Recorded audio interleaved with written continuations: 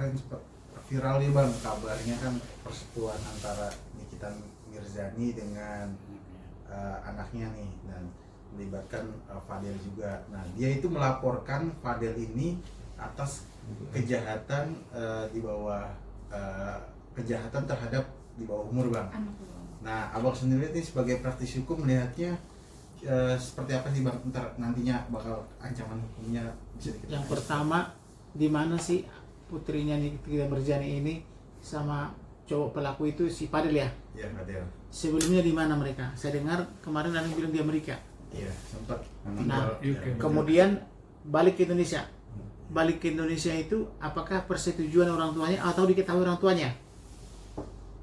Kalau tidak diketahui berarti kemana dia? Di rumah siapa? Betul. Nah, kemudian ditanya, apakah benar dia hamil? Apakah benar dia ada mengandung anak? Dan sekarang di mana? Kalau misalnya ada, berarti sudah hilang, berarti kemungkinannya apa? Kemungkinannya abortus provocatus criminalis. Berarti dia dijerat, suaminya dijerat atau pacarnya dijerat, termasuk dokternya dan petugas-petugas klinisnya harus dijerat semua. Nah, kemudian kalau terjadi seperti itu, hukumannya minimal 5 tahun, maksimum 15 tahun. Karena itu masuk pada kategori pembunuhan terencana. Karena membunuh bayi, dia berhak untuk hidup.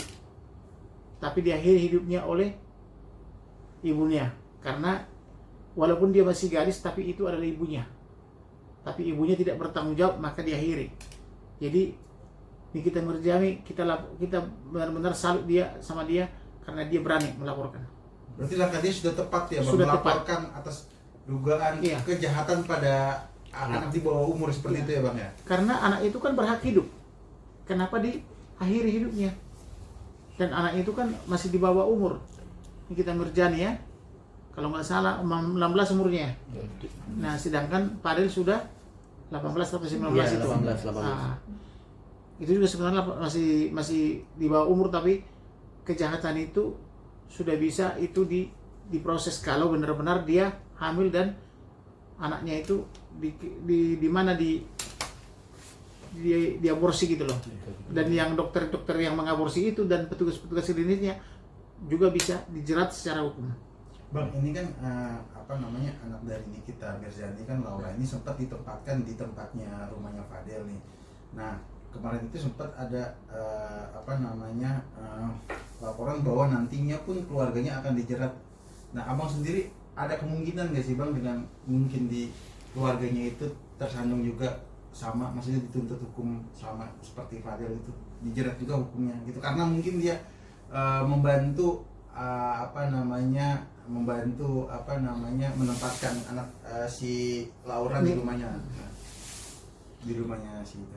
Ya, kalau orang tuanya atau familinya atau keluarganya mengetahui dan apalagi berbuat seperti itu bisa dijerat ya. Apakah jadi polisi mesti kerja keras untuk mengetahui siapa yang membantu orang ini untuk melakukan abortus provocatus criminalis. Siapa yang punya otak pertama kali, itu harus dijerat secara pidana. Dia tidak datang berarti alasannya sakit. Nah, alasannya sakit tentu kan harus ada surat keterangan dokter. Nah kemudian bisa polisi memanggil lagi kalau masih sakit dibawa ke rumah sakit Polri. Nah rumah sakit Polri yaitu rumah sakit yang dianggap berpihak kepada kebenaran polisi gitu loh. Nah itulah yang akan menilai, apalagi di Polda itu kan ada juga perhimpunan dokter ya. Ada juga dokter-dokter di Polda gitu, jadi bisa diperiksakan ke situ. Tapi dengan proses itu bang, menyayangkan nggak? Karena kan proses penyidikan biar cepat bang, karena ini kan iya sangat disayangkan, dan polisi juga berhak untuk setelah 3 hari menyurati lagi.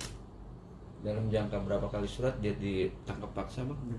Kalau sudah 2 kali dikirim surat tidak datang, langsung bisa ditangkap. Karena laporan ibunya si Nikita Mirzani, mereka melakukan aborsi itu kan pembunuhan. Betul. Terencana gitu kan. Dan itu tidak dibenarkan di Indonesia. Kalau di Amerika oke lah, mungkin di Amerika hal seperti itu dibenarkan, kalau di Indonesia tidak dibenarkan. Tapi kalau pernyataan suka sama suka bang, gimana bang? Kalau suka sama suka, kalau sudah umurnya memenuhi syarat boleh, tapi kalau umurnya masih di bawah umur, itu tidak boleh.